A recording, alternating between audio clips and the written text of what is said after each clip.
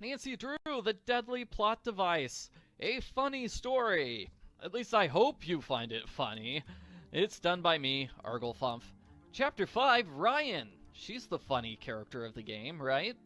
Nancy soon decided there wasn't much to the office area outside of Ellie and Mason's cubicles. There was a water cooler, some chairs, and a book on Tesla coils, but that was about it. Nancy pocketed the book and left for the workshop. Ryan Kilpatrick, the main suspect, worked in this area. When Nancy came in, Ryan was at a work table struggling with what looked like a wrench. Nancy couldn't see it clearly because Ryan's body was in the way. Ryan gave a grunt and a huge push. Suddenly, a bolt went flying across the room and nearly smacked Nancy in the head. Nancy gave a small shriek of surprise. "Oh my gosh, I am so sorry about that," Ryan said. "I did not mean to almost kill you right there. Are we cool?" "Cool?" Nancy asked, slightly taken aback. Usually when someone almost killed her, they didn't apologize. "I mean, it's reasonable to freak out over a near-death experience, but that was a total accident," Ryan said. "You're lucky you didn't enter the room 1 second earlier, or you'd be lying on the floor unconscious." In fact, I have a PowerPoint presentation prepared just for a situation like this," Ryan said. "You want me to hit all the bullet points?" Nancy paused. Ryan seemed overly prepared for this situation.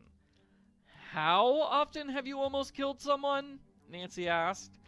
"Well, if you don't include that time in Puerto Rico, 6, Ryan said. Nancy could see why Ryan was the police's main suspect for Nico's death. I'm fine," Nancy reassured her. "My name's Nancy Drew. I'm here doing research for a new investor." "I'm Ryan," Ryan said. "I build things like circuit boards and motorcycle engines and deadly devices. If you've got any questions about machines, I'm your girl." "Sounds good to me," Nancy said. "Nice meeting you, Ryan." Ryan and Nancy shook hands, and Ryan got back to whatever it was. What is she doing throughout this game? She's just kind of playing on her workbench, I guess. Ryan got back to whatever it was she was doing. Nancy looked around a bit at the workshop area.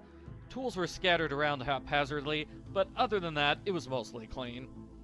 Inside one of the cabinets, Nancy found a blank keycard along with a sheet of colored paper. Nancy took both of them, as she thought they would be important for getting into the locked lab. Chapter 6, A Power Outage. Nancy was kind of bored. It had only been 5 minutes, and she got all the way through her investigation for the day. That is basically all the investigation you can do during the first daytime segment of the game. She decided to get back to her bedroom so she could jump on her computer and send an angry email about how short the game was. As soon as Nancy stepped into the lounge area, the lights flickered and turned off.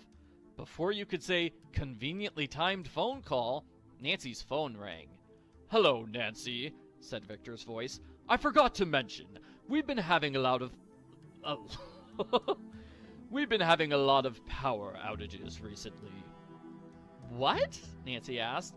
"Isn't this a super high-tech facility that deals in creating new forms of energy?" "Yes," Victor said. "And you can't afford to pay the electric bills?" Nancy asked. "It's a complicated situation," Victor said. "The machines here are very delicate, with precise settings. If something goes wrong, the entire system tends to get unruly." Nancy sincerely hoped that did not mean the machines would explode and kill her. "And how often does the power supply get disrupted?" "Not often," Victor said. "Gray does a good job keeping the machines at the proper levels. So don't worry about it.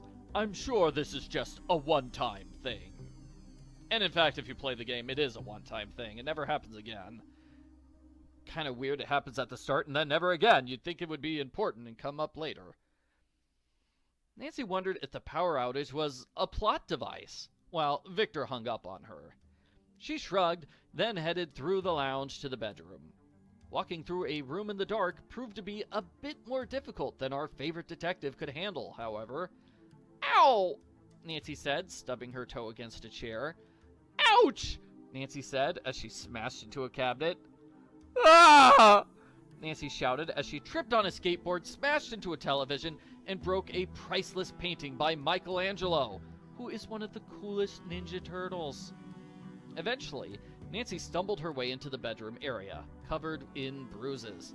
She collapsed onto the bed, then grabbed the alarm clock.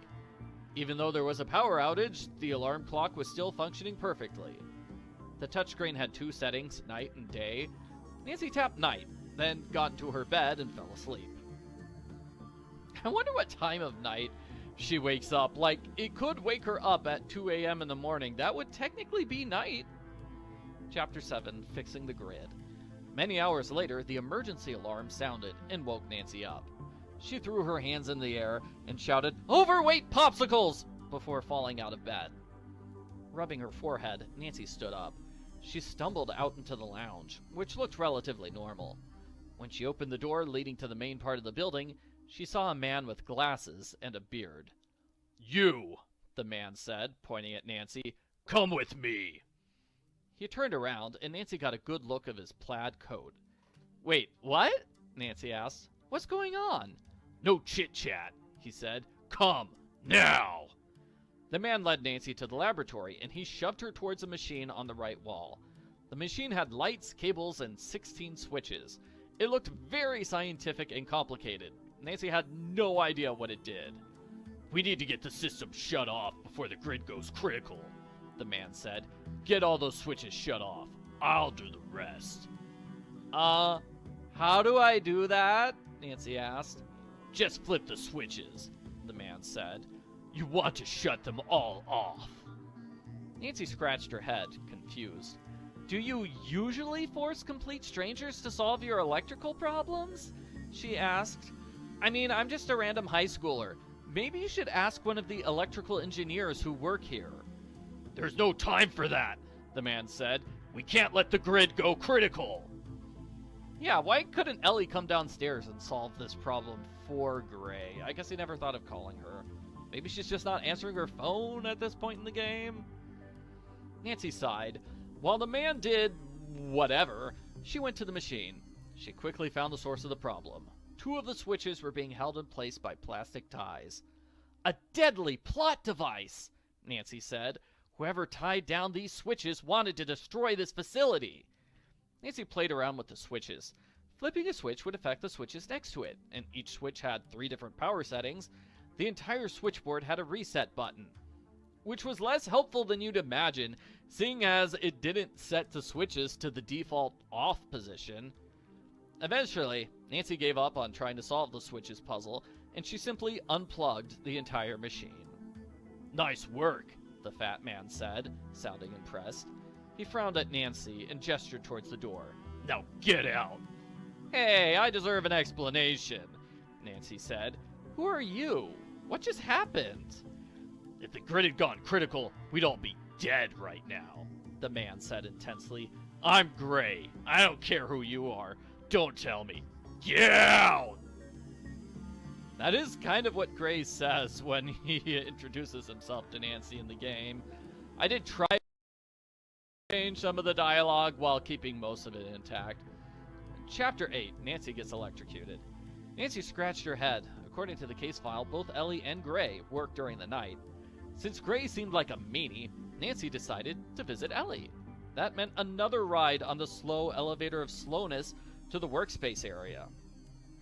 Ellie York worked in the cubicle opposite of Mason's. She seemed a bit tired, but otherwise she was pleasant. "Hello, Nancy," Ellie said. "Victor said you're here for a new investor. Ready for the tour of the lab?" Nancy smiled as Ellie led her to the downstairs lab. This was the area where Nico died. Nancy was certain to find clues here. Nancy started to do her "the mystery is almost solved" dance. The next thing Nancy knew, she was locked inside a cage. She could see no way to open it from the inside. Yeah, that's kind of mean in the game where Ellie's like, "Okay, I'll let you see the lab." Next thing you know, Nancy's in a cage. "This is called a Faraday cage," Ellie said from the control room. "It conducts electricity away from the Tesla coil." Is this the coil Nico was working on when he died?" Nancy asked, turning pale. She didn't like the idea of being near a machine which killed a man. "Yes," Ellie said. Now get ready. I'm going to turn on the electricity. I really don't think that's a good idea, Nancy moaned. Suddenly, brilliant bursts of electricity flew throughout the room. Nancy was almost blinded by the bright lights, and she immediately went into the fetal position, crying like a maniac. I'm going to die! I'm going to die just like Nico! This is the worst tour ever! Eventually, Ellie turned off the electricity and led Nancy away from the deadly device. Oh, misspelled lead there. Sorry about that.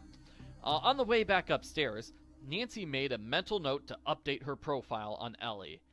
Ellie York tries to electrocute people shortly after meeting them. #1 suspect! Nancy was still a bit shaken from her third near-death experience of the day.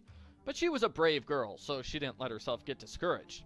She knew she would have to get back into the laboratory so she could explore without anyone watching her. So she asked, "Can you give me a keycard to the lab?" "No," Ellie said. Nancy frowned. Somehow she just knew that getting a keycard would be a long and complicated puzzle. Yeah, how much of the game would be skipped if Nancy could visit the lab at the very start? I don't know, like a third of the game, maybe?